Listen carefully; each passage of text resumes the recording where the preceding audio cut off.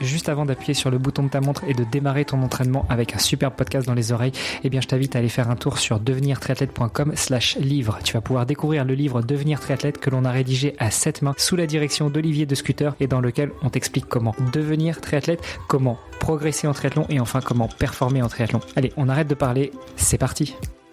Salut les sportifs, c'est Armano et je suis très heureux de vous recevoir pour un nouvel épisode du podcast Devenir triathlète.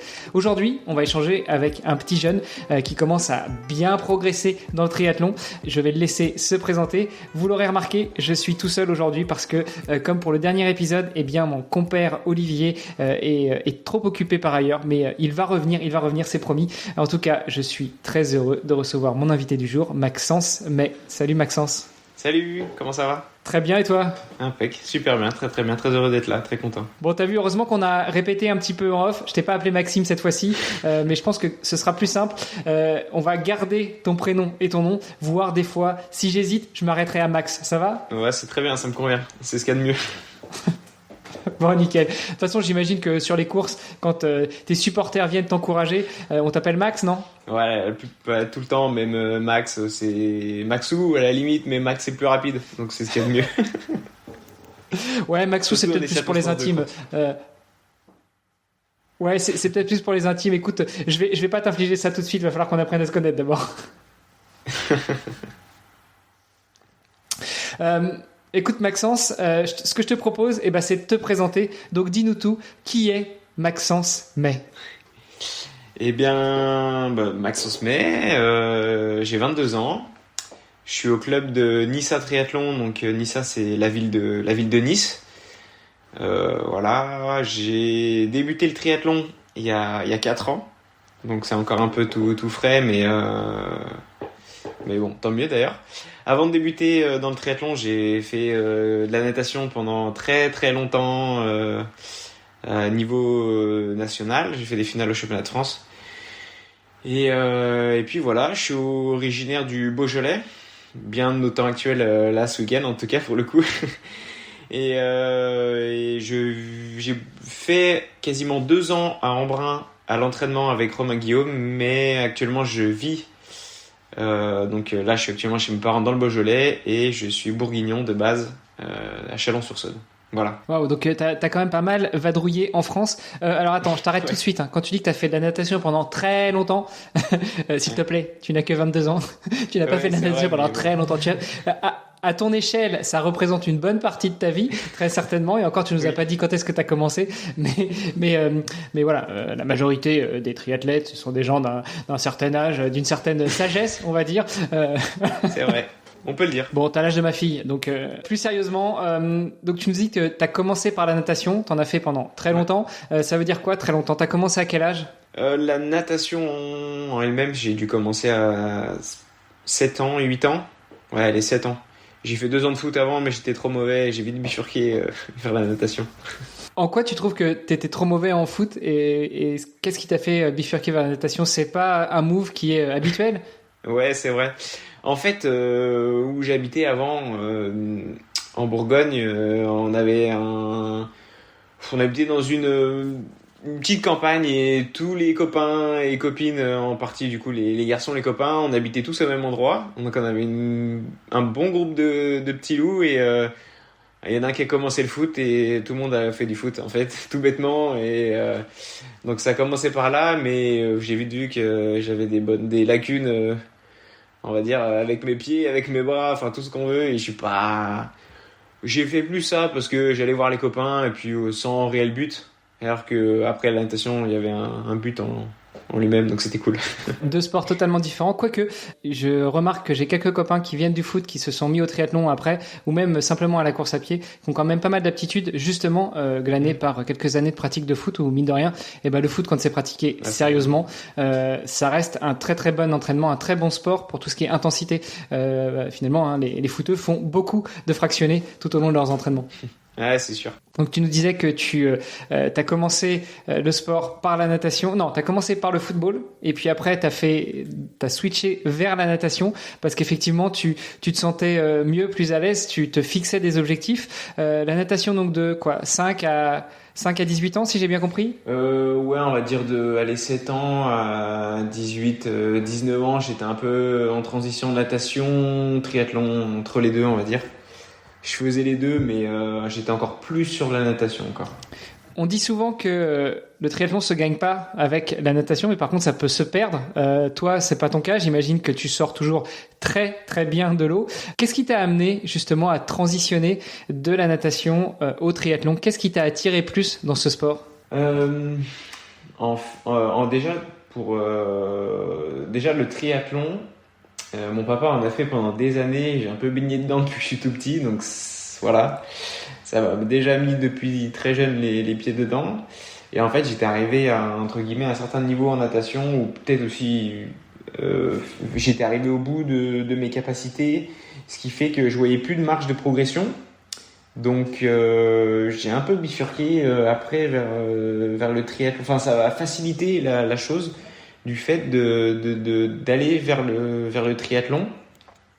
Et tout de suite, rapidement en tout cas, j'ai voulu faire du triathlon longue distance, sauf que forcément, comme tout le monde à 19 ans, on va pas se dire je vais faire un 73 ou plus.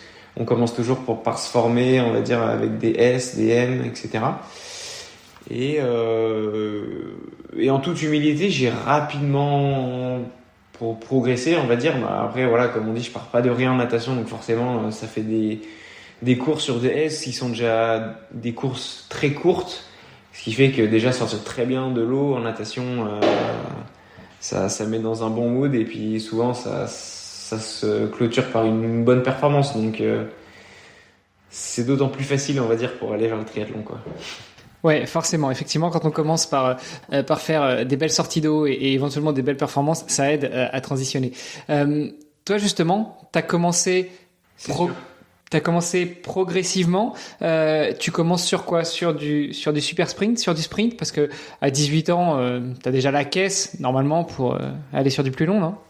Ouais, alors j'ai commencé vraiment par du XS même. Mon premier triathlon, c'était un XS, 18 ans. Parce qu'en fait, je me suis aperçu que oui, sortir de l'eau devant, c'était bien. C'était très bien d'ailleurs, mais en fait, je partais de zéro en vélo et en en course à pied. Et donc du coup, j'ai privilégié ça parce que même sur du XS, ça me paraissait interminable la fin en course à pied. Et après S, oui, forcément, mais la caisse, on va dire qu'on l'a grâce à la natation, mais vraiment que sur cette discipline. Après, faire le switch sur les trois, en tout cas en plus avec le vélo et la course à pied, c'était quand même vraiment difficile, et je me voyais pas faire plus à partir de 18 ans. Parce que pour moi, encore un S à cet âge-là, c'était bien assez long la fin en course à pied. Bon, malgré tout, 4 ans après, t'as évolué, t'es passé sur des distances plus longues. Comment s'est fait justement cette montée en puissance d'un triathlon S à du plus long? En fait, ça s'est fait quand même vraiment progressivement, parce qu'entre temps, il y a quand même eu la Covid. Donc ça a pris pas mal de temps, mais ça s'est fait quand même naturellement, parce que c'est vrai, c'était vraiment ce qui m'attirait, le longue distance. Actuellement sur la distance 70.3, mais ça s'est fait vraiment naturellement. Et post-Covid, on était en confinement, donc c'était pas facile, mais je me projetais déjà sur du plus long.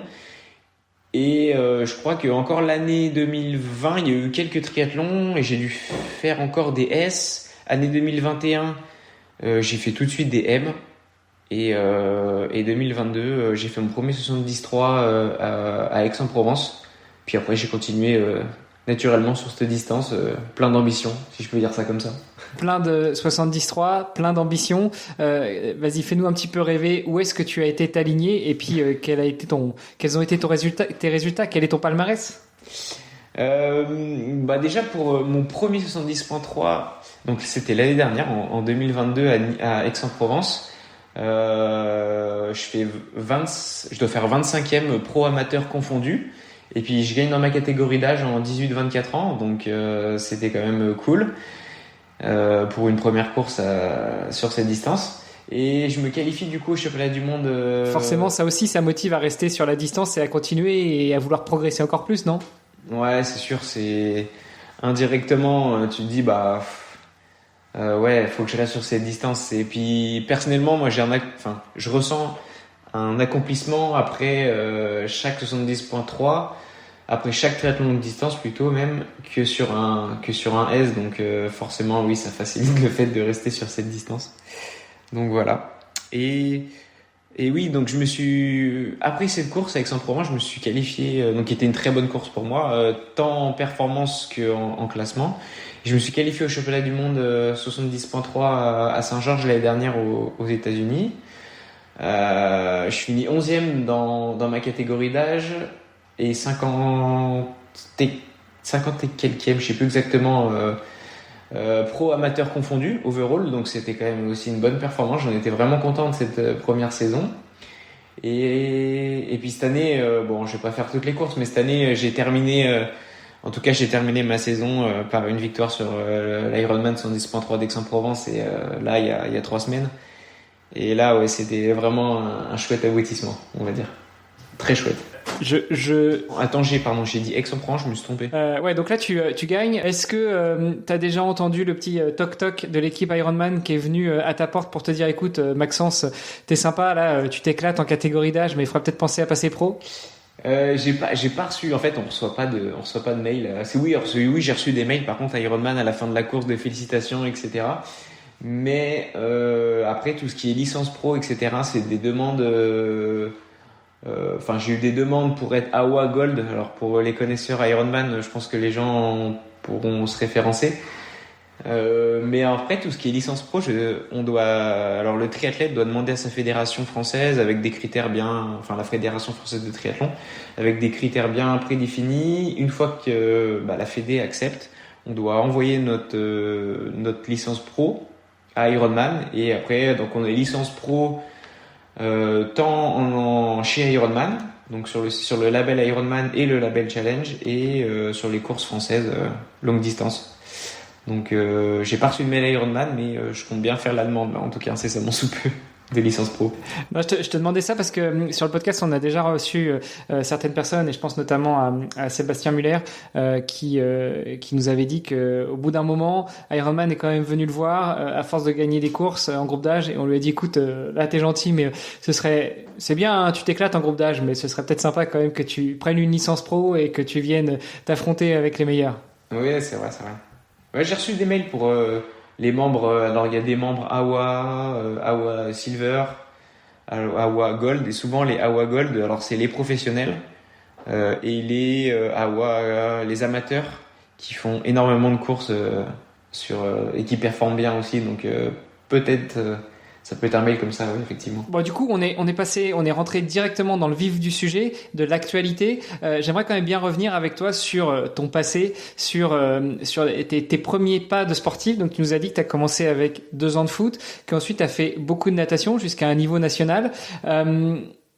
Comment est-ce que on grandit en étant enfant sportif jusqu'à toucher à un niveau national à 18 ans en natation? En fait, c'est depuis rapidement en fait en natation. J'ai de la chance, c'est que les performances ont rapidement parlé, et après même depuis jeune en fait, je me rends compte que c'est un mode de vie tant à la maison avec mes parents, tant scolaire, et avec mon club, parce que en fait forcément quand t'as 12 ans, et tu performes déjà au niveau national. Il y a vite une structure, il y a la structure, on va dire, en natation. Il y a beaucoup de grandes structures, et avec le lycée, avec le collège, des aménagements, et en fait ça va jusqu'à là, et puis en fait c'est un mode de vie depuis jeune qui se met en route et qui perdure du coup encore.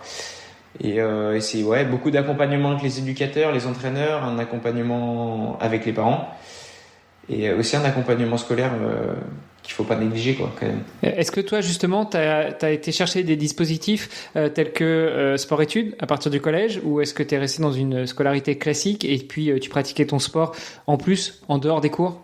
Non, tout de suite là on est à proximité de Lyon, à Belleville-sur-Saône, et il y a tout de suite eu une grosse structure très bonne structure pour les nageurs. Et donc ça s'est fait tout de suite lycée. Il y avait forcément une convention avec le club de natation et le collège et le lycée. Et tout de suite, on a eu des aménagements pour aller nager entre midi et 2, le matin à 6h du matin, pour après aller à l'école à 9h, finir par exemple après à 16h et aller faire 16h15, 18h15. Et ça depuis des années, ouais. Donc on a tout de suite eu cette structure et c'est quand même un gros avantage. Ouais, comme tu disais, c'est aussi une question d'hygiène de vie et si t'es entre guillemets dans le moule, formaté depuis le plus jeune âge à t'entraîner et sérieusement et beaucoup chaque jour.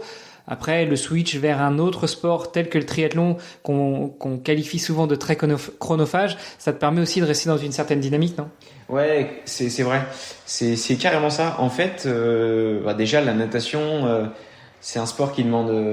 C'est pas parce que j'en ai fait, mais ça demande une rigueur tellement extrême. Enfin, c'est depuis.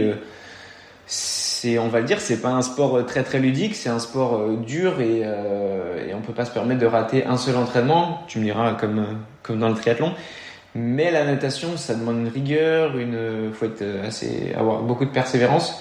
Et en fait, cette rigueur que je pense avoir eue dans la natation, j'essaie de la retransmettre dans le triathlon et je pense qu'au final, ça en devient presque une force et du coup, on se rend pas forcément compte tous nos automatismes, les automatismes que j'avais en natation, je les transmets en triathlon, dans le triathlon et ça vient tout naturellement. Donc c'est vrai que c'est quand même c'est sympa. Alors tu me disais tout à l'heure que tu as décidé de switcher de la natation vers le triathlon ou du moins dans un premier temps d'aller découvrir aussi ce qui se faisait dans le triathlon et puis après de te consacrer à 100% au triathlon parce que tu avais notamment l'impression en natation d'avoir atteint un certain plafond de verre. Si tu avais voulu progresser plus, aller à plus haut niveau encore, aller au-delà du niveau national, peut-être chatouiller un niveau européen ou un niveau mondial, ça aurait demandé beaucoup plus d'implication, beaucoup plus d'entraînement, beaucoup plus de sacrifices, ou c'était juste quelque chose qui, à ton avis, à ce moment-là, pour toi, te semblait inatteignable? Je pense que niveau sacrifice, je pense qu'on était à un volume horaire déjà d'entraînement qui était maximum, peu importe si j'allais dans un autre club. Alors, on aurait peut-être été un autre, ou plus ou moins le même volume horaire, ça aurait pas changé, mais une structure différente avec une nouvelle approche de l'entraînement, etc., etc. Donc c'est pas pour plus performer, je pense aussi, c'était aussi mental. Je pense que j'en pouvais plus à la fin de la natation, j'acceptais plus de plus me voir progresser, donc c'est assez frustrant pour un nageur, pour un sportif déjà en règle générale. Et j'étais arrivé, sincèrement, je pense que j'étais arrivé peut-être au bout de mes capacités, ça je pourrais jamais le savoir, mais au bout de moi nerveusement. Et donc du coup, je pense qu'arriver à ce niveau-là, faut savoir se faire une raison et puis se dire peut-être passer à autre chose, et le triathlon est arrivé par là, donc heureusement que le triathlon en fait était là quoi déjà. Bon alors du coup sur le triathlon maintenant, est-ce que tu as des ambitions qui sont on l'aura compris hein, évidemment, mais qui sont au-delà du niveau national? Est-ce que tu as envie d'aller chatouiller les meilleurs? Est-ce que tu as envie de t'intéresser comme tu disais tout à l'heure beaucoup plus à une licence pro, que ce soit sur le circuit Ironman, sur le circuit Challenge, ou même essayer d'intégrer des pôles espoirs, des pôles France pour pouvoir intégrer le plus haut niveau toujours en longue distance? Ouais, en triathlon, j'ai des ambitions entre guillemets vraiment hautes. Enfin, j'en attends beaucoup. Je le cache pas et je l'assume, sans passer pour le jeune prétentieux, mais voilà. Et c'est vrai que entre guillemets, le triathlon longue distance, il est pas beaucoup considéré, si je puis dire ça comme ça, par la fédération française de triathlon, parce que c'est beaucoup basé sur le court distance, parce que les Jeux Olympiques, le triathlon c'est olympique, mais c'est que le triathlon court distance. Donc tu me disais d'aller chatouiller un peu les pôles, etc.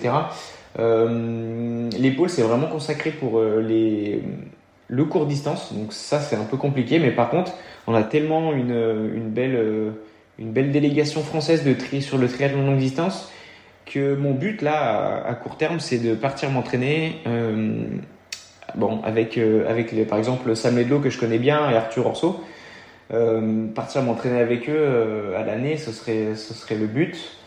Donc voilà, donc ce serait plus ça, et forcément ça emmène à un niveau encore supérieur, parce que se confronter au champion du monde se confronter à l'entraînement, mais s'entraîner avec un champion du monde et un garçon qui fait aussi 6e au championnat du monde à Nice, on a juste envie, c'est on s'identifie à eux, donc c'est d'être aussi fort qu'eux.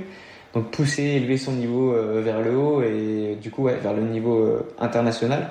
Après, ce qu'il faut savoir, c'est que en triathlon longue distance, du coup, je prends par exemple Ironman. Toutes les courses Ironman, on est toute l'année en confrontation avec des triathlètes professionnels du monde entier. Donc en fait, ça en devient indirectement une course de niveau international. Donc on est plus ou moins au niveau international. Donc ça c'est vraiment chouette, ouais. Et aussi, il y a pas mal de très très belles courses en France, où parfois on peut faire, par exemple, je pense, le triathlon de Royan cette année, le niveau était tellement dingue que c'était un niveau d'un championnat de France, hein. C'était fou, et donc ouais, faut se nourrir de ces courses-là en tout cas. Bon, en tout cas, à Nice, chez Nissa Triathlon, il y a quelques belles têtes d'affiche. Je pense à Thomas Navarro, qu'on a déjà eu sur le podcast. En parlant des athlètes qu'on a déjà eu sur le podcast et que tu as cité, il y a Sam, il y a Tom Richard, il y a Arthur Orso aussi. Donc, tu es quand même dans un cadre idéal pour pouvoir continuer à t'entraîner et surtout à progresser. Ouais, c'est sûr. Alors à Nice, c'est sûr qu'il y a de très grands triathlètes, si je peux dire ça, avec Thomas, sa copine Justine aussi, donc, et puis il y a un réel cadre aussi, donc c'est vraiment sympa. On est tous poussés, en tout cas moi ça me pousse, hein. Moi j'ai beau avoir que 22 ans, Arthur et Sam ils sont plus vieux que moi par exemple, mais comme Thomas, mais ça pousse à, entre guillemets, à aller les battre, ou plutôt j'aimerais un jour avoir leur niveau, et c'est vrai qu'être dans un cadre comme ça, ouais, t'as vraiment envie de performer, donc ouais, c'est vraiment génial, c'est génial.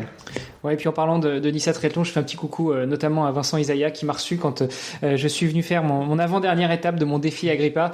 C'était bien sympa, j'avais croisé quelques membres du club, et puis j'avais croisé aussi Thomas Navarro, et c'était sympa parce que, pour la petite histoire, donc je me suis amusé à traverser la France en courant. Mon avant-dernière étape était à Nice. On a commencé, j'ai été rattrapé par quelques gars du club, notamment Vincent Isaiah, et toute la promenade des Anglais qu'on a prise à chaque fois qu'ils croisaient un coureur, que ce soit quelqu'un qui allait ou quelqu'une qui allait dans le même sens que nous ou à l'opposé, ils les appelaient en disant hey, venez avec nous, il a bientôt fini sa traversée, on va courir tous ensemble, et tu sentais vraiment qu'il y avait une superbe ambiance. Est-ce que toi, justement, cette ambiance-là, tu la sens aussi à l'entraînement quand tu vas rejoindre les copains d'entraînement? Oui, alors c'est vrai que à Nissa, il y a vraiment une grosse effervescence. Le club, il est vraiment, déjà le club il est bien vu, c'est un très bon club, il y a des chouettes personnes, et donc ça c'est un avantage. Après c'est vrai que moi je suis pas souvent sur Nice, mais pour le peu que je suis descendu m'entraîner sur Nice, c'était vraiment sympa quoi. À tout niveau, hein. On a beau être pro ou amateur, tout le monde se confond et ça pousse tout le monde vers le haut. Donc et puis la bonne ambiance, c'est surtout qu'il y a une très très bonne ambiance, c'est vraiment génial. Donc puis c'est partagé par tout le monde. Tout le monde est content à la fin de la séance. Bon, bah, ça, c'est ce que tous les clubs et tous les triathlètes recherchent. Tous les sportifs recherchent, en tout cas. Donc, c'est vraiment bien, ouais. C'est clair. Toi, tes objectifs pour la suite, alors évidemment, gagner, on l'aura compris, mais actuellement, t'es en études, t'as un travail, ou tu te consacres à 100% sur le triathlon? En fait, j'étais en licence STAPS, et en fait, j'ai eu vraiment du mal à concilier les deux. Donc depuis un an, j'ai mis entre parenthèses, et j'ai décidé de me lancer dans le triathlon à 100% pour le coup. La chance était vers moi ou pas, du moins je pense, c'est que j'ai vraiment été entouré par des bonnes personnes, ce qui fait que je peux, en tout cas j'essaye de faire au mieux pour progresser dans le triathlon, et ce qui fait que oui, là à l'heure actuelle, je suis vraiment à 100% dans le triathlon. Et ça, c'est tes objectifs que tu veux garder sur le long terme, ou tu te donnes un an ou deux pour voir comment ça va évoluer, et puis si tu arrives à vivre de ton sport, eh bien continuer? Ouais, c'est ça. En fait, certes, les performances, je performe plutôt bien, c'est sympa, mais entre performer et gagner sa vie, il y a encore un fossé, quoi. Et ce que je disais, c'est que je me laisse encore aller 3 ans Si ça fonctionne pas, bah ça fonctionne pas. Faut se faire une raison, c'est pas grave. C'est comme ça. Mais ce que je te disais juste avant, c'est que j'ai de la chance, c'est que depuis, on va dire quelques mois, je dirais 2 mois maintenant, je suis entouré vraiment de bonnes personnes. Alors en plus de ma famille et de mes copains, des personnes dans le triathlon, très bien implantées dans le triathlon, avec de bonnes connaissances surtout, qui me permet de pouvoir espérer en vivre. Alors, je dis bien encore espérer parce que j'en entends encore beaucoup de ces personnes, mais qui m'ont en tout cas ouvert les portes à l'accès au haut niveau, certes, et à un accès plus serein dans ma saison 2024 déjà. Donc j'attends de voir, mais en tout cas je me laisse encore 3 ans, et après si ça fonctionne pas, va falloir se tourner vers autre chose, mais voilà quoi. Justement, tu parles des gens qui t'accompagnent, des gens que tu as pu trouver qui t'aident à progresser. Tu es accompagné par qui? J'imagine un entraîneur, mais un ou plusieurs entraîneurs? Est-ce qu'il y a aussi d'autres spécialités, des kinés, des physios, des prep mentales? Qui est-ce qui constitue la team autour de Maxence May? Déjà dans un premier temps, je vais me tourner vers un triathlète parce que c'est Romain Guillaume. M'a ouvert déjà les portes, m'a aidé en tout cas pour entrer au club de Nice à triathlon. Donc déjà voilà, Romain c'est une bonne personne, ça c'est sûr, et je peux que le remercier, et à l'heure actuelle c'est un grand ami. Donc je peux le mettre un peu dans mon équipe si je puis dire ça. Après j'ai mon club, forcément, j'ai mes parents qui jouent une partie immense, et là en fait depuis peu j'ai un agent ou un manager. En fait, le mot agent dans le triathlon, ça existe pas vraiment parce que c'est pas autant professionnalisé que par exemple le tennis. Donc après, on emploie le terme qu'on veut, soit agent, soit manager, qui s'appelle Nicolas Maublanc et qui m'a fait rentrer avec David Lacombe, son associé, dans l'association Triathlon avec 3 A à triathlon. Et en fait, ça cherche à aider les triathlètes professionnels à vivre de leur passion, donc du triathlon, et espérer un avenir plus serein dans la discipline. Donc du coup, ça fait partie aussi de mon équipe, en plus de mon club, de mes parents et de mes amis. Et forcément, Nicolas joue un rôle hyper important aussi là-dedans, parce que c'est lui qui me gère, entre guillemets, et on se fait confiance. Donc ouais, voilà, en tout cas, il y a toute une équipe comme ça autour de moi depuis peu, et on est plusieurs d'ailleurs aussi dans l'association triathlon, et voilà quoi. Alors après, ce qui m'intéresse justement, c'est de pouvoir aller chercher les petits détails, les petites infos qui vont pouvoir permettre à notre audience de progresser. Donc toi, tu as cette team là qui t'aide effectivement à progresser. Tu t'entraînes tout seul? T'es encadré? T'es accompagné? Comment est-ce que tu gères tes entraînements? Alors oui, j'ai un entraîneur, c'est Arthur Orso, qui est triathlète professionnel par la même occasion, qui s'entraîne avec Sam Ledlow au quotidien et qui est entraîné par du coup Richard Ledlow. Et en fait, j'ai fait 1 an déjà l'année dernière, 1 an 100% avec Romain Guillaume à Embrun. Et donc on avait créé ce petit groupe avec un autre copain sur Embrun qui est top aussi, et on avait créé ce petit groupe à 3, c'était génial pour s'entraîner. Et cette année, pendant l'hiver, je me suis retrouvé un peu seul malgré tout, et j'ai décidé un jour j'ai envoyé un message à Arthur que je connais très bien, et je lui ai dit je peux venir avec vous m'entraîner. Et j'ai fait environ 2 semaines dans les Pyrénées avec Sam et Arthur. Et donc là on avait créé ce petit groupe histoire de 2 semaines. C'est plus moi qui est venu m'entraîner là-bas. Donc voilà. Et c'est vrai que ça pousse vers le haut, hein. Quand on voit ces gars, ça pousse vers le haut, et s'entraîner avec un groupe, je pense à l'heure actuelle, c'est primordial, hein. Puis d'ailleurs, on voit les meilleurs du monde, les Norvégiens ou Vincent Louis, ils ont leur groupe, hein, et ils se tirent tous vers le haut. Ça commence à se développer de plus en plus en triathlon, et d'ailleurs que ce soit des groupes uniquement masculins ou uniquement féminins, ou même des groupes mixtes. On a reçu pas mal de triathlètes ici qui nous expliquaient créer des groupes mixtes, que ce soit tout au long de l'année, ou même pour se retrouver sur certains stages.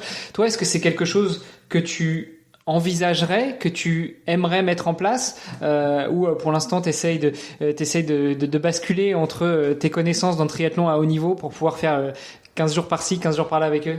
Ah ouais, en fait vraiment j'aimerais, J'aimerais vraiment intégrer un groupe. Bon, néanmoins, c'est pas facile. C'est pas facile, oui et non, mais bon, déjà, faut trouver le bon groupe. Et comme je m'entraîne entre guillemets à la méthode Ledlow avec Arthur, c'est difficile d'être dans un groupe déjà quand on n'a pas le même entraîneur. Et c'est difficile par la méthode d'entraînement, de travail, je veux dire. Et en fait, j'aimerais, dans la mesure du possible, j'aimerais vraiment m'imprégner de Sam et d'Arthur qui ont une méthode à l'entraînement. Ils sont rigoureux et sincèrement, hein, ça a beau être en tout cas Arthur, parce que je le connais un peu plus que ça, mais un très bon copain. Pour moi, s'inspirer de ces gars, à l'heure actuelle, il n'y a pas meilleur, enfin, il n'y a pas mieux. Et j'aimerais rapidement venir m'entraîner avec eux. Après, on verra comment ça se dégoupille, on va dire. Au quotidien, là, tu t'entraînes plutôt seul, avec bien sûr les conseils d'Arthur. Qu'est-ce que ça t'apprend tout ça?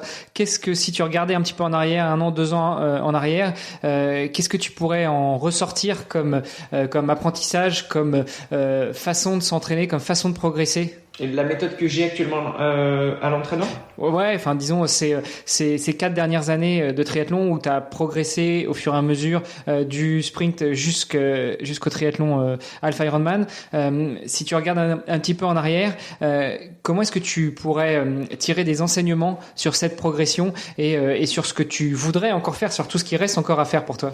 Ah ouais. En fait, déjà l'entraînement, j'ai démarré, on va dire crescendo, hein, comme beaucoup, en augmentant forcément le volume au fur et à mesure des années. Moi, ce que je vois, c'est que oui, j'ai progressé, on va dire doucement, mais du coup sûrement. Et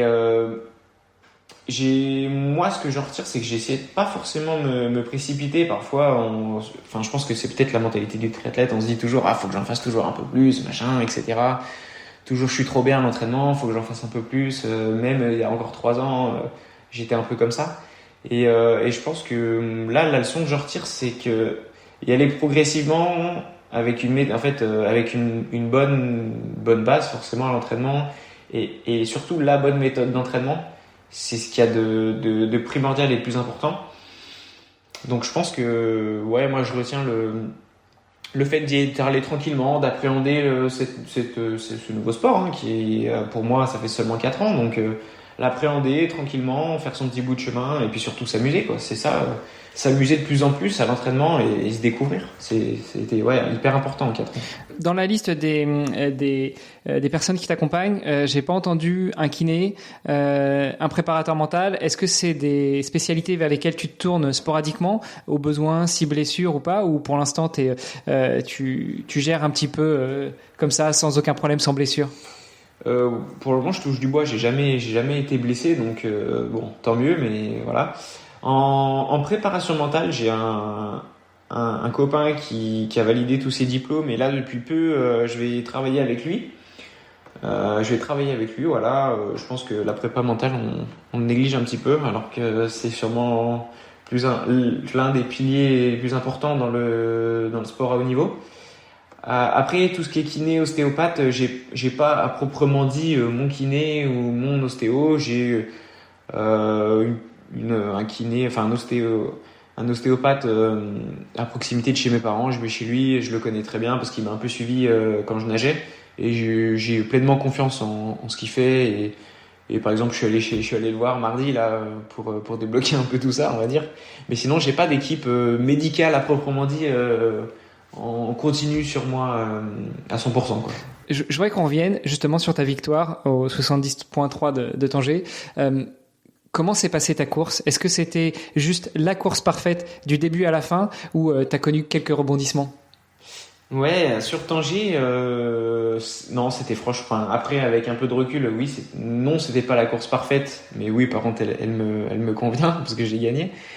Mais si on revient sur les disciplines, j'étais très content, enfin plutôt content de ma natation, plutôt content de mon vélo aussi. Même si je chantais, je sais pas pourquoi, en vélo, je me suis senti les jambes mais lourdes du début à la fin, mais bon, tant pis, c'est pas grave. L'avantage, c'est que du coup, oui, je suis sorti premier en natation de l'eau et j'ai gardé cette place avec de l'avance tout le long, même en vélo.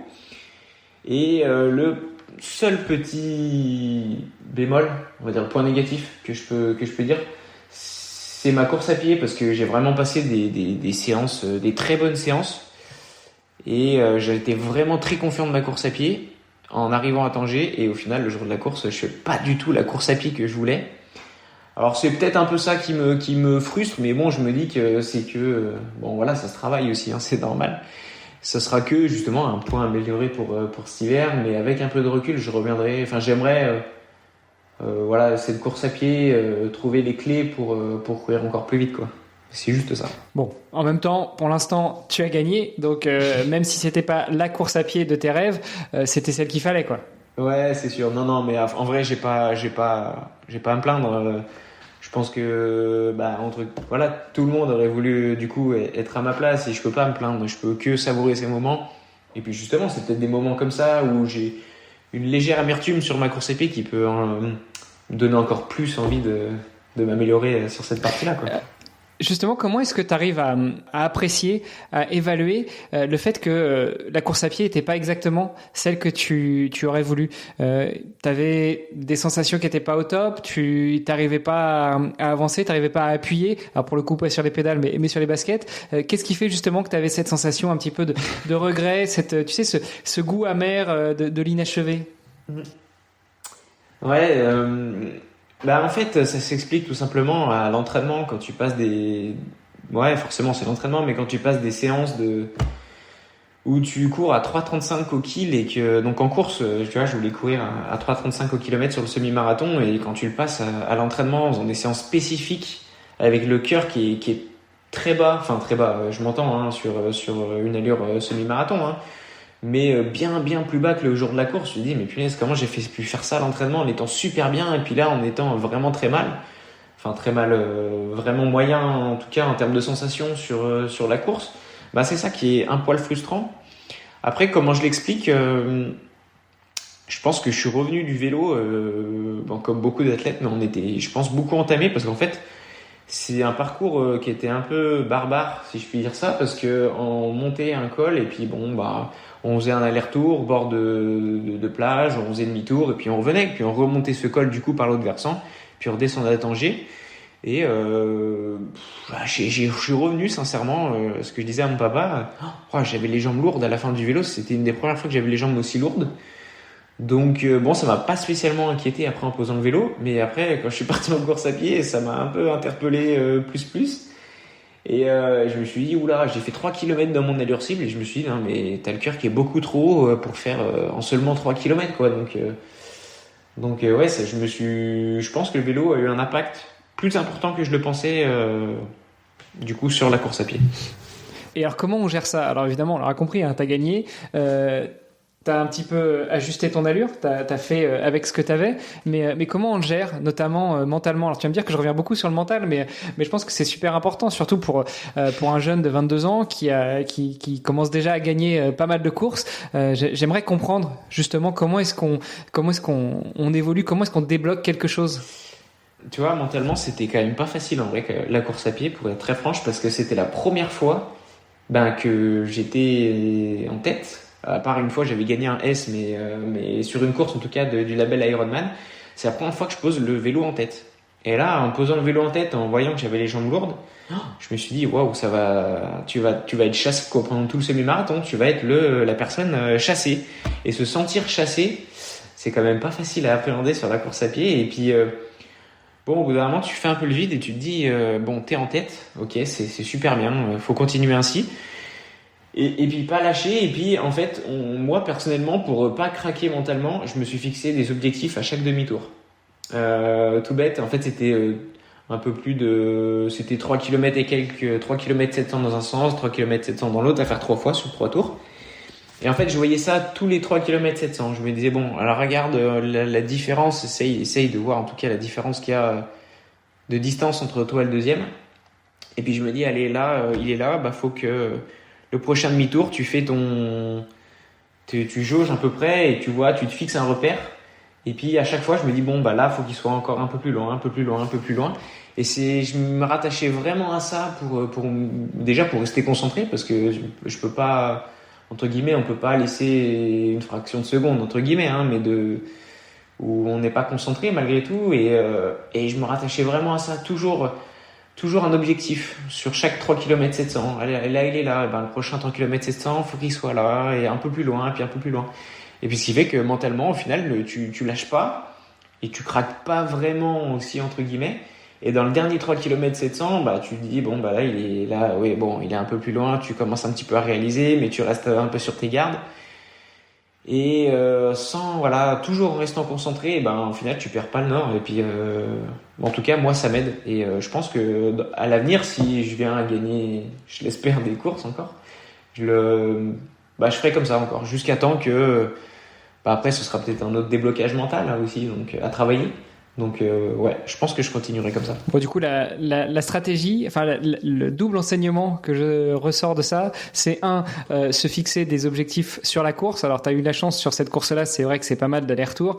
Donc, tous les 3 km 7, bah, tu checkes un peu ce que ça donne. Et puis, deux, c'est que être chassé, c'est pas le plus agréable. Donc limite, faudrait presque que tu sois au contact du premier, que tu restes deuxième, vraiment très très proche, pour pouvoir aussi t'économiser. Puis le dernier demi-tour, les 3 derniers kilomètres 7 sur cette course-là, tu balances tout pour aller chercher la victoire, c'est ça, non ? Ouais, je sais pas. En fait, oui, si, ça peut être une bonne stratégie. Néanmoins, je pense que voilà, c'était la première fois que j'étais chassé comme ça. Malgré tout, je pense que j'ai beaucoup appris, parce que oui, j'ai que 22 ans, et comparé celui qui était derrière moi, il avait 30 ans, 20 et quelques années, un petit peu plus de 28 ans, je crois. Et lui, il a plus de recul. Et ouais, moi je pense que j'ai beaucoup appris, et au final après, se dire j'ai gagné comme ça, quoi. J'ai gagné en étant chassé, donc je peux le refaire. Et au final, j'ai presque été content d'être devant tout le long. Ça m'aurait frustré de finir deuxième, parce que j'aurais été devant tout le long et je me dis punaise, j'ai perdu, quoi. Se sentir chassé, et du coup t'es perdu. T'es perdu mentalement, et tu dis j'étais chassé, je fais deuxième, c'est comme ça. Et là, d'être allé au bout, c'est quand même c'est sympa, c'est bien. Je pense que je préfère quand même faire comme je l'ai fait. Toute humilité, bien sûr. Ouais, et puis c'est vrai que t'as un risque quand même, hein. Quand tu te dis je vais me mettre en deuxième position et puis je vais chasser le premier et je vais rester au contact, t'as quand même un risque finalement, après t'arrives pas à relancer. Ouais, c'est sûr. Il y a beaucoup d'intox aussi. Ouais, c'est sûr. La preuve, tu l'as vécu, sauf que toi t'as pas craqué, mais ça aurait pu. Ouais. Et pour la petite anecdote là, c'est une petite anecdote, hein, sur le dernier 7 km, donc quand je pars pour le dernier tour, forcément je croise le deuxième, et je me suis dit peut-être, je sais pas pourquoi j'ai voulu faire ça, je me suis dit, mets une posture bien droite en course à pied, accélère un peu l'allure, et puis j'ai accéléré, je me suis mis à courir comme si j'étais au début, et puis dès qu'on s'était croisé, plus rien, je me mettais à l'allure d'avant, et je me suis peut-être un latox, parfois ça peut jouer, des choses comme ça, mais voilà, quoi. Ouais, écoute, je pense que toutes les stratégies sont bonnes, hein. Je pense que dans les sportifs de haut niveau, ceux qui remportent des compétitions, il y a quand même aussi pas mal d'intox, parce que comme tu le dis, hein, c'est dur d'être chassé, donc le deuxième va jouer un peu l'intox pour mettre la pression sur le premier, mais t'as aussi le premier qui donne tout ce qu'il a, déjà parce qu'il est devant et parce qu'il va y rester, mais aussi parce que ça tape un peu sur le moral à ceux qui sont derrière. C'est sûr. Ouais, c'est sûr. Non, c'est sûr. Après, fallait pas qu'il se retourne, fallait pas qu'il regarde derrière lui 50 mètres plus loin, quoi. Sinon, il aurait vite vu que c'était de l'intox, hein. Ouais, parce que finalement, je regardais les résultats, vous avez, t'as gagné avec 1 minute d'avance? Ouais, 1 minute 30 d'avance? Ouais, oui, c'est ça, c'est à peu près ça. C'était, déjà, j'ai perdu, c'est pas pour trouver d'excuses, hein. Ça fait un résultat, un chrono serré entre nous deux, forcément. 1 minute 30, c'est très peu sur 4 heures de course. Mais quand j'y réfléchis, c'est vrai qu'on en parlait encore ce matin avec mes parents, on disait, mais comment tu peux perdre 2 minutes en tout sur les 2 transitions, quoi. Et je me dis, punaise, ouais, j'ai quand même perdu 2 minutes. Alors là, j'ai de la chance, c'était de mon côté, au final, mais c'est... Au championnat du monde, par exemple, cette année, à Lahti, sur le championnat du monde 70.3, je perds le podium sur 2 transitions. Et je perds plus d'une minute. Non, je perds bien plus. Je suis à 1 minute 20 de la deuxième place. Et si on m'enlève, si je fais juste des transitions correctes comme tous les triathlètes, au final, je fais deuxième, quoi. Enfin, c'est vrai que c'est tout bête, mais peu de temps sur le temps final, ça peut même se résumer sur tu prends 2 minutes sur des transitions, quoi. Donc c'est dingue maintenant. Ouais, c'est ce que je voyais, hein, parce que finalement vous avez des temps assez similaires sur le vélo et sur la course à pied. Bon, toi tu lui as mis 5 minutes sur la natation et finalement c'est sur les transitions qu'il a été plus rapide que toi. Ouais, sur les transitions beaucoup plus rapides. Après, je crois que si je regarde, je cours légèrement plus vite. Mais par exemple en vélo, j'étais légèrement plus vite tout le long, pas grand chose, hein, mais voilà, un peu plus vite tout le long. Et dans la dernière descente, alors je sais pas si c'est les routes marocaines qui sont comme ça, mais j'avais vu que dans la dernière descente c'était hyper dangereux, quoi. J'avais dit à mes parents avant le départ, ouais, je crois que je suis prêt à lâcher du temps là pour pas tomber, tellement c'était vraiment c'était dangereux, des dodanes à 60 dans des descentes, waouh, c'était fou. Et je crois que j'ai perdu un peu trop de temps sur cette descente de 5 km, j'ai dû perdre 1 minute. C'était fou, mais c'était vraiment dangereux. Et pourquoi avoir choisi l'Ironman 73 de Tanger ? Pourquoi avoir été jusque-là et pas avoir opté pour une course qui soit plus proche ? Parce que en vrai, on y avait réfléchi post-championnat du monde. Alors je savais qu'il y avait Vieux Boucau une semaine avant. Et pour être franche, il y avait une start list de dingue, vraiment digne d'un championnat d'Europe. Et j'avais dit, punaise, ouais, si je fais cette course, je vais faire une course à mon niveau, mais impossible de gagner, impossible de faire une course à mon âge, c'est impossible. Et j'aurais fini, j'aurais peut-être fait un top 20 probablement, ou top 15, j'en sais trop rien. Mais voilà, bon, on avait vu Tanger une semaine après. Et on s'était dit pourquoi pas se faire un dernier voyage aussi avec mes parents. Pourquoi pas se faire un dernier voyage fin de saison dans un lieu qu'on n'avait jamais fait, tout simplement, le Maroc aussi. Pas si loin, pas si onéreux, entre grosses guillemets quand même, hein, mais voilà. Et du coup, Tanger, on s'est rebattu sur Tanger comme ça parce que ça faisait un dernier voyage. J'avais vraiment envie de faire une bonne course aussi là-bas. Et ça s'est conclu sur Tanger tout naturellement comme ça. Bon écoute, en tout cas bon choix, félicitations. T'as déjà ton planning pour l'année prochaine ? Tu sais déjà sur quelle course tu vas t'aligner ? Non, j'ai encore pas. Je sais pas trop encore sur quelle course. Alors je regarde plus ou moins là. En fait, faut que je fasse ma demande de en tant que triathlète professionnel, en fait la licence pro. Et je crois faut la faire en décembre. Et donc après, si elle est accepté ou pas, là faut vraiment que je regarde du coup les triathlètes ouverts, les triathlons ouverts aux pros, parce que c'est pas ouvert à tout le monde, pas ouvert à tous les pros, pas toutes les courses du label Ironman. Donc il faut bien fouiner. Après je sais déjà, en tout cas je serai triathlon de Royan l'année prochaine en septembre. Des courses françaises, j'ai déjà quelques idées. Après sur les courses Ironman ou Challenge, j'ai pas encore j'attends vraiment que la licence pro soit acceptée avant de réellement me pencher dessus. Et justement, par rapport à ça, avec Arthur, comment est-ce que tu planifies ta saison ? Est-ce que c'est toi qui lui donnes tes desiderata ? Est-ce que vous vous mettez autour d'une table, qu'elle soit en physique ou en virtuel, et puis vous réfléchissez tous les deux ? Il va te donner des insights en disant, écoute, vu ton niveau, ce serait peut-être bien que tu ailles te tester sur telle ou telle course en début de saison, puis après que tu t'amuses là-dessus, et puis que tu te mettes un objectif sur celle-ci, ou c'est vraiment toi qui donnes tes desiderata ? Ouais, avant tout, je pense que c'est moi qui vais poser entre guillemets les bases sur la saison 2024, mais il va me guider. Il est tellement de bons conseils, et puis humainement c'est déjà une super personne. Mais après, si on parle vraiment sur le planning des courses, je pense que j'aimerais vraiment me confronter à lui, hein, par exemple à Arthur, hein, ou Sam ou d'autres athlètes. Donc je vais forcément regarder les start lists où sont les meilleurs, et puis ou les meilleurs, en tout cas les très bons triathlètes européens et mondiaux, et essayer d'y aller. Après je vais quand même faire en fonction de mes envies. Je vais pas me forcer, par exemple, à me dire bon bah je vais faire cette course en Espagne parce qu'il y a un niveau de fou et j'ai envie de me confronter à eux. Non, si j'ai pas envie d'y aller, je vais pas y aller. Je vais vraiment faire en fonction de mes envies aussi. Mais il va me guider, forcément. Forcément. Il y a un élément qu'on n'a pas forcément abordé, c'est la partie nutrition, alimentation.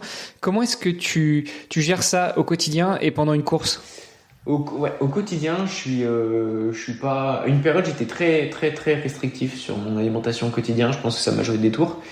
Et là, je suis plus, comment on pourrait dire, flexitarien, si je peux dire ça.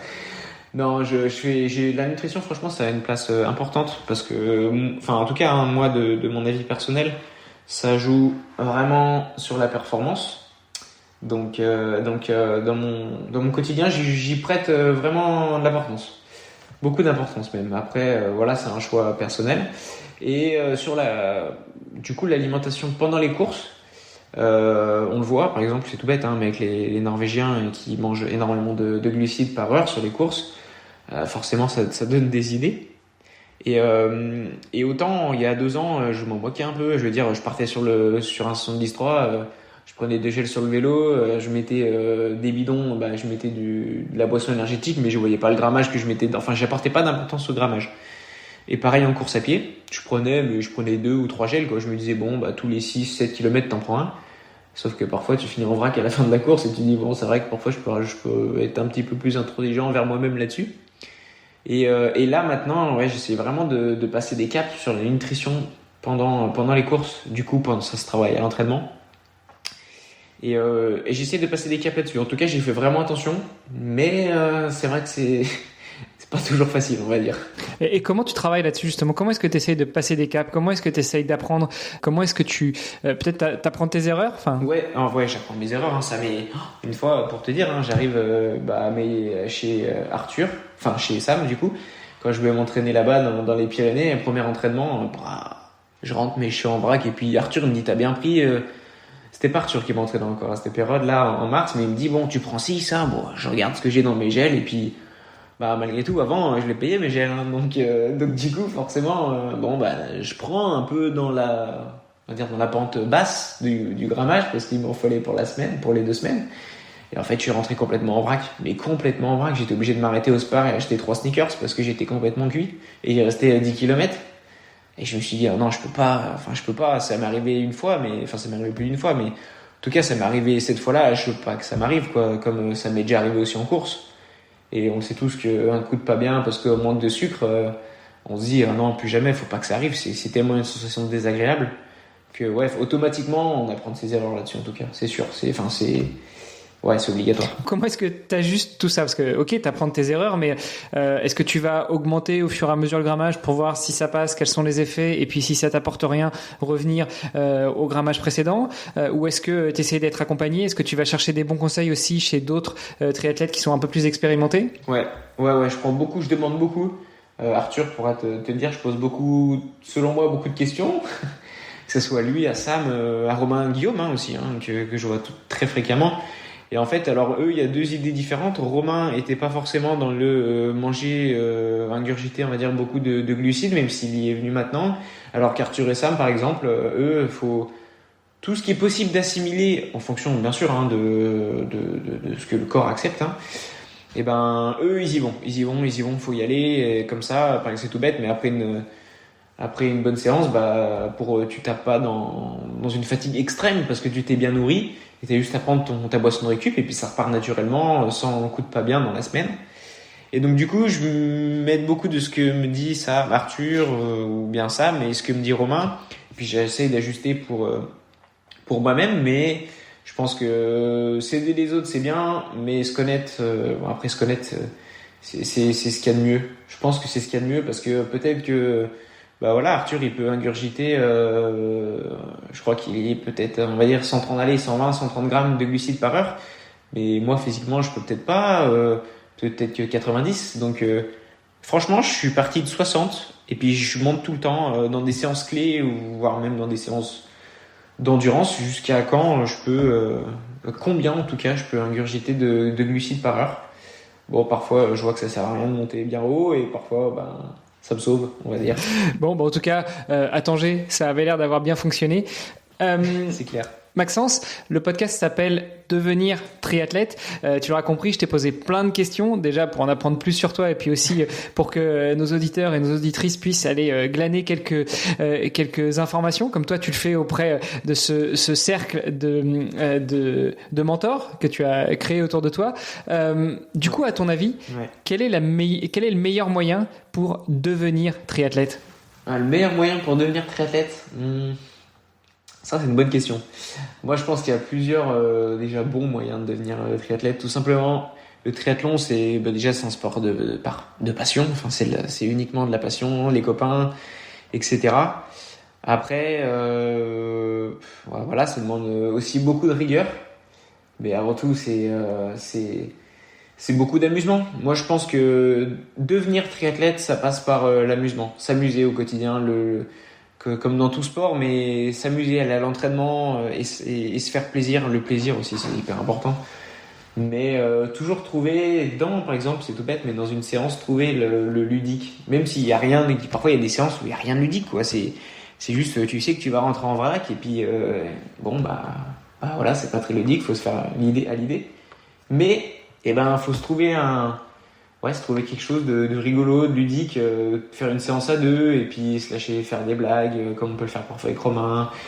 Et ça aide beaucoup à se construire en tant que triathlète. Donc je pense que trouver l'aspect ludique, c'est plus important pour devenir triathlète. Écoute, merci beaucoup Maxence. Dernière question, où est-ce qu'on te retrouve si on veut te suivre, si on veut t'encourager et puis si on veut te poser des questions ? On peut me retrouver sur mon compte Instagram, Maxence May Triathlon. Sur ma page Facebook aussi, Maxence May Triathlon, c'est la même. Et puis je suis ouvert à toute question. Si je peux aider les gens, je le fais bien évidemment. Si ces personnes-là peuvent m'aider, je prends aussi. Et puis voilà, on peut me retrouver là. Et puis faut pas hésiter en tout cas à me contacter. C'est avec grand plaisir que je réponds. Super. Écoute, merci beaucoup Maxence. On te souhaite une bonne récupération, même si maintenant la récupération de Tanger, elle est actée, mais une bonne préparation de la saison, enfin de la partie hivernale de la saison, et puis évidemment un bon début de saison 2024. Ouais, c'est super gentil. Merci à toi de m'avoir donné la parole dans ton podcast. C'est vraiment top. C'est très bien et malheureusement, on a peu l'occasion de le faire, donc faut en profiter quand on peut. Et merci pour tes questions qui étaient toutes très bien et très pertinente. Ça fait plaisir de répondre à des questions comme ça. Écoute, je te remercie. J'espère en tout cas, chères auditrices, chers auditeurs, que vous aurez apprécié cet épisode autant que Maxence a apprécié être derrière le micro. N'hésitez pas à nous faire un petit retour, que ce soit sur les réseaux sociaux ou par mail. Vous avez toutes les infos sur le site devenirtriathlète.com. Voilà, Maxence, encore une fois, une très bonne journée. Et puis nous, chères auditrices, chers auditeurs, on se donne rendez-vous la semaine prochaine pour un nouvel épisode. Salut. Ciao. Merci d'avoir écouté cet épisode jusqu'au bout. N'oubliez pas de rejoindre notre groupe Facebook pour discuter avec les invités, commenter et poser vos questions. Et Olivier et moi, nous vous répondrons dans un prochain épisode. À la semaine prochaine. Salut les sportifs.